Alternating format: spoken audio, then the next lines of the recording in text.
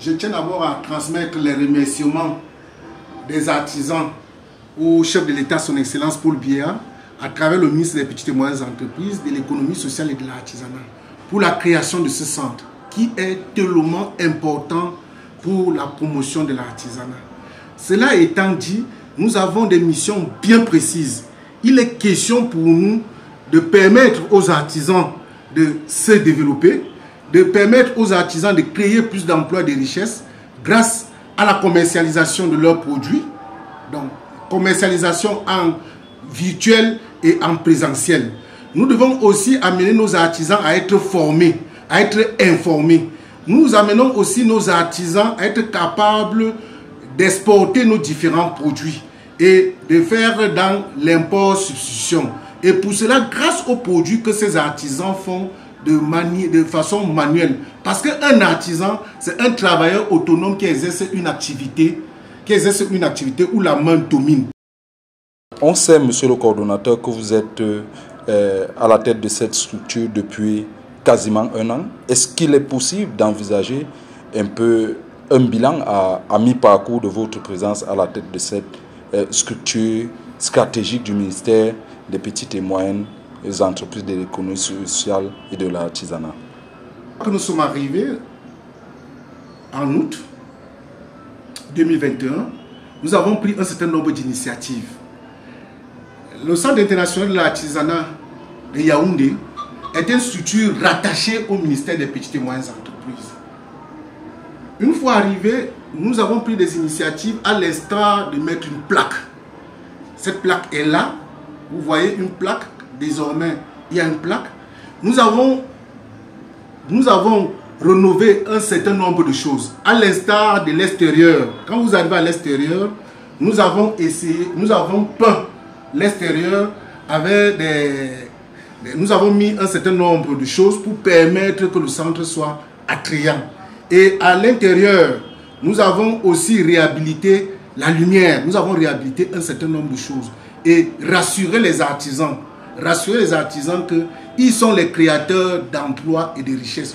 Et cela fait suite aux instructions que nous avons reçues de la haute hiérarchie du ministre des Petites et Moyennes Entreprises, de l'économie sociale et de l'artisanat. Et pour cela, nous avons fait un constat. C'est quoi? C'est que le nombre de visiteurs a augmenté. Le nombre de visiteurs a augmenté.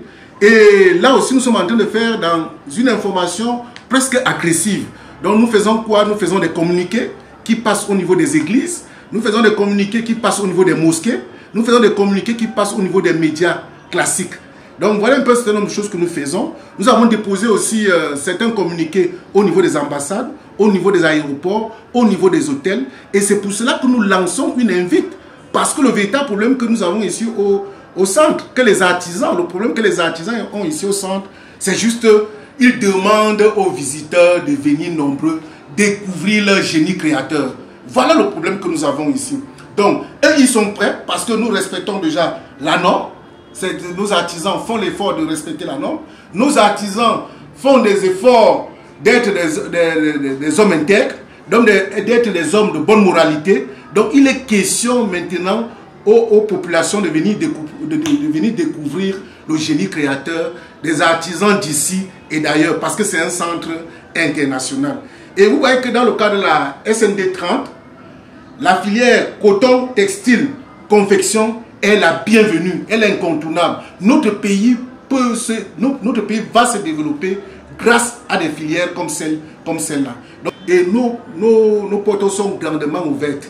Nous sommes ouverts de lundi à samedi, de 7h30 à 18h30, 19h, vous allez trouver nos portes sont grandement ouvertes.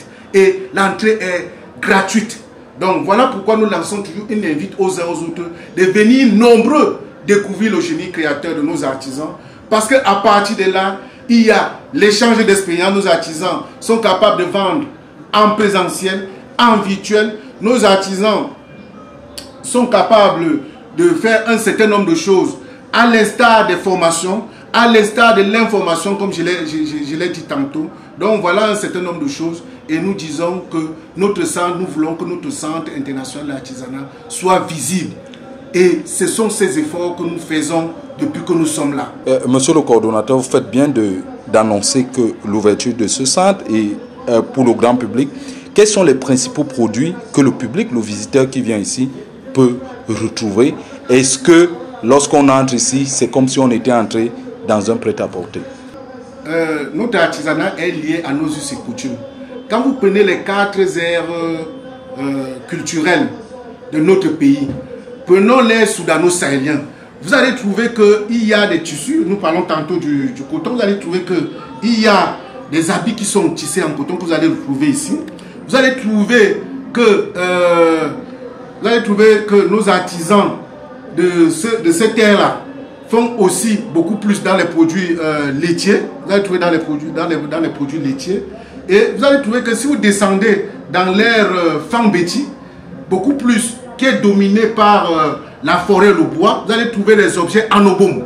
Ça, c'est fait en obom, écorce d'arbre. Vous allez trouver qu'il y a des objets en rotin. Vous allez trouver des sculptures en bois. Vous allez trouver beaucoup de choses qui sont liées à nos us et coutumes de cette ère culturelle. Maintenant, si vous allez à l'ère Grassfield, vous allez trouver par exemple des habits faits en dope qui habillent bien les uns les autres, c'est-à-dire les populations d'ici et d'ailleurs. Donc, si vous allez maintenant, vous allez trouver là-bas qu'il y a des habits du nord-ouest, du sud-ouest. Donc, vraiment des choses, ça c'est pour l'ère Grassfield. Maintenant, si vous allez dans l'ère Sawa, vous allez trouver des gens en kaba, c'est-à-dire qui s'habillent en kaba. Vous allez trouver des pagaies, des pirogues qui sont faites en bois. Donc, voilà un peu un certain nombre de choses que nous faisons. Ça, c'est pour le Cameroun. Maintenant, il y a des artisans venus d'ailleurs. Vous allez trouver que c'est lié aussi à leurs us et coutumes de leur pays. Donc, voilà pourquoi nous lançons une invite aux uns aux autres de venir nombreux découvrir ce que nos artisans sont capables de faire. Et comme maintenant, c'est la fin de l'année, c'est pour passer de très bonnes et belles fêtes de fin d'année. Pourquoi? Parce que avec tout ce que j'ai cité, vous passez de très belles fêtes de fin d'année. Et dans l'agroalimentaire, vous allez voir que nos artisans transforment beaucoup de choses. Vous allez trouver le chocolat camerounais. Vous allez trouver que nos artisans transforment le djinja. Nos artisans transforment beaucoup de bonnes choses. Les jus naturels, vous allez les trouver. Donc, il y a de très belles choses à découvrir. Donc, c'est pour ça que nous lançons une invite aux uns aux autres de venir, comme je l'ai dit tantôt, dans l'Est soudano-sahélien, vous allez trouver le cuir. Vous allez trouver des chaussures en cuir. Des chaussures en cuir tanné. Vous allez trouver que nos artisans font de très très belles choses. Donc voilà un peu ce qu'on retrouve au centre.